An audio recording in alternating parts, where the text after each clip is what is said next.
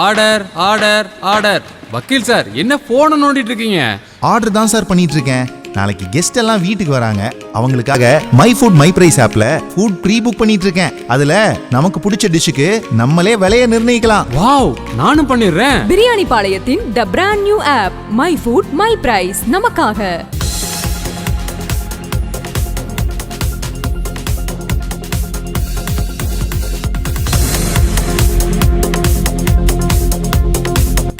தங்களுடைய சுய லாபத்திற்காக கனிம வளங்களை சுருண்டி விற்று வருகிறார்கள்.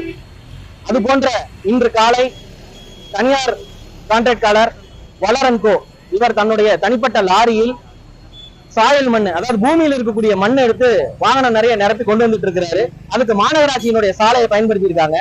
இந்த வண்டியை நம்ம பர்மிட் இருக்கா இல்ல மண் ஏற்றிருக்கீங்களா, எங்க மண் எடுத்தீங்க, எங்க கொண்டு போறீங்க அப்படின்னு கேட்டதுக்கு எந்த ஒரு ஆவணங்களுமே இந்த வண்டியில டிரைவர்கிட்ட இல்ல, இதனுடைய சூப்பர்வைசர்ட்டையும் இல்ல. உடனே நாங்க அரசு அதிகாரிகளாக ஏடி மைன்ஸுக்கு தகவல் கொடுத்தோம், காவல்துறைக்கு தகவல் கொடுத்தோம். ஏடி மைன்ஸினுடைய அசிஸ்டன்ட் உதவியாளர் இங்க நேர்ல வண்டியை ஆய்வு பண்ணாரு. அவர் ஆய்வு பண்ணும்போது வண்டியில எந்த ஒரு ரெக்கார்டுமே வண்டியில இல்ல. சாதாரண மக்களுக்கு சட்டம் எப்படி தன்னுடைய கடமை செய்யற விதத்துல ஒரு டிரைவிங் லைசன்ஸ் இல்லைன்னா கூட 25,000 ஃபைன் விதிக்கிறீங்களோ, அன்றாடம் காட்சிகளுக்கு விதிக்கிறீங்களோ, அதே சட்டம் தான் இது போன்ற கான்ட்ராக்டாளர்களுக்கும் பொருந்தும். இது போன்ற வாகனங்களை தங்களுடைய சுய லாபத்திற்காக பல வருடங்களாக இது போன மண்ணை எடுத்து அவங்க பயணப்பட்டு இருக்கிறாங்க. இவர்கள் மீது சட்டப்படி நடவடிக்கை எடுக்க வேண்டும் என்று விடுதலை சிறுத்தைகள் கட்சியின் சார்பில் நாங்கள் அரசுக்கு கோரிக்கை விடுக்கிறோம். எஸ்.எம். சாதிக், மாவட்ட செயலாளர்.